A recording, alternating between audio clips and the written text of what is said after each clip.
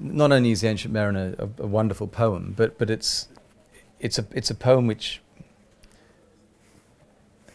it's the first poem in the lyrical ballads, which is, I mean, who knows when English romantic poetry began, but if you had to name one moment, it would be with the publication of that book in 1797, 1799, whatever it is. Anyway, doesn't matter. The publication of that book. So it's the publication of that book, which is the moment where, you know, it's become an archetypal moment. The poem begins with, so the collection begins with the Ancient Mariner. The Ancient Mariner is, you know, it's 55 pages long. It's a remarkable statement, and clearly Wordsworth and Coleridge thought this is a poem. But then the first line is, "It is an ancient mariner," and I think that is just worth thinking about that. I mean, because it gives, where has he come from? It's not "it was an ancient mariner" or "there was an ancient mariner," which immediately makes it this kind of legendary figure from the deep past. It has this tremendous, sort of stunning immediacy, but also it seems to be answering an unspoken question. So there's that. It's like this announcement of presence, and then he gets this fable when he goes out into the story of the Ancient Mariner grabs the wedding guest and transfixes the wedding guest and speaks to him about what's happened.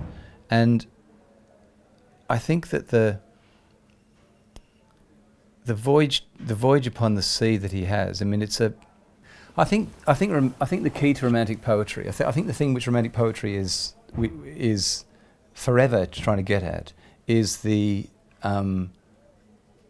sources of creativity, and the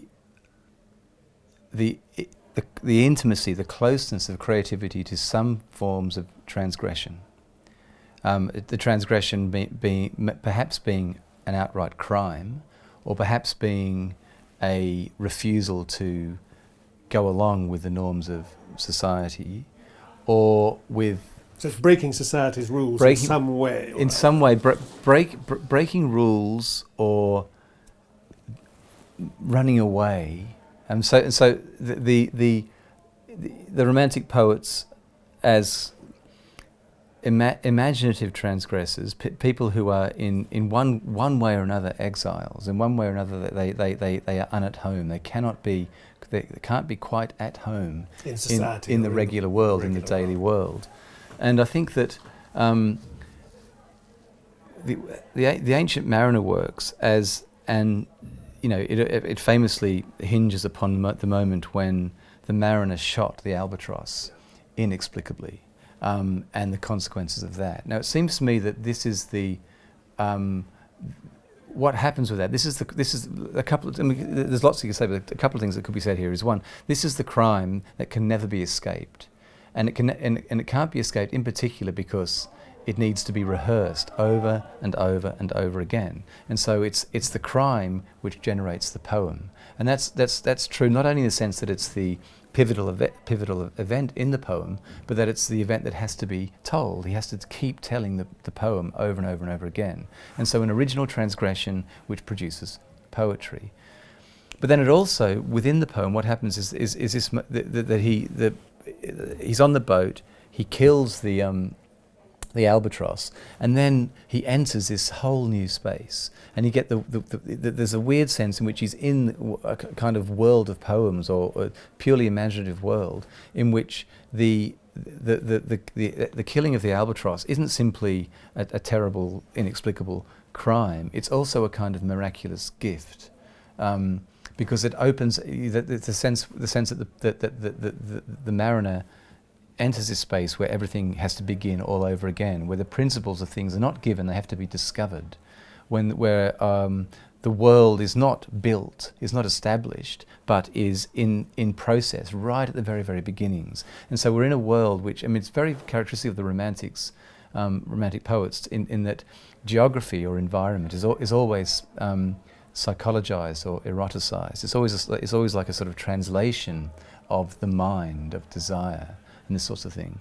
And so what we get here is this kind of weird green ice and the strange white fog and the weird slimy things on the sea, and all these things, they all seem to me to be ways of trying to picture or imagine the not just the origins of life, but the origins of thought and the origins of imagination, and you begin to piece together a survivable world. And does the albatross, is it a symbol of, do you think, of I think the when I think regular world? No, I don't think it's a symbol Not of. that. I don't think it's a symbol of the regular world. I think it's a symbol. It's a multiple kind of symbol. It can mean it means all sorts of things and none of these things. But I think it also, I think in a basic way, the albatross is. I think it's something like a nearly symbol. I think it works because it clearly invokes notions of Christ. There's no question of that. But it's not Christ. So it invokes the idea, the possibility of Christ, but it isn't that. It invokes the idea of brotherhood and companionship, but it isn't that. It evokes the idea of creatureliness and togetherness with all creatures, but it isn't quite that. And so it keeps coming. It keeps coming. It also comes out of. There's a particular moment when Coleridge is talking about. The ice was here, the ice was there, the ice was all around. He talks about that, and then he enters the ice, and he sort of physically enters the ice. You might think that's an impossible thing to do, but not in this poem, because normal notions of possibility don't apply. So he enters ice. We can enter water, but entering ice is a much stranger conception. He enters the ice, and it's like a great big swoon, and a swound, he calls it, and a swound is a kind of a faint. And so it's some sort of visionary, hallucinatory experience which is beyond the normal, and out of this comes the albatross. The albatross comes flying out of this, as it were, and then he gets shot. So in some sense he's carrying all these energies. And of course the albatross, the relationship between the mariner and the albatross in many ways repeats the relationship between the mariner and the wedding guest, and so there's this terrible sense in which he's the double, the other, the opposite, but also the identical to him, and so forth. So it's also to do with original sin. Coleridge is obsessed with original sin and the idea that the basic predicate, the basic condition upon which life is even allowed is sinfulness. Coleridge believed that, and I think all of these romantic poets, not just Coleridge, in some sense go hunting for sin.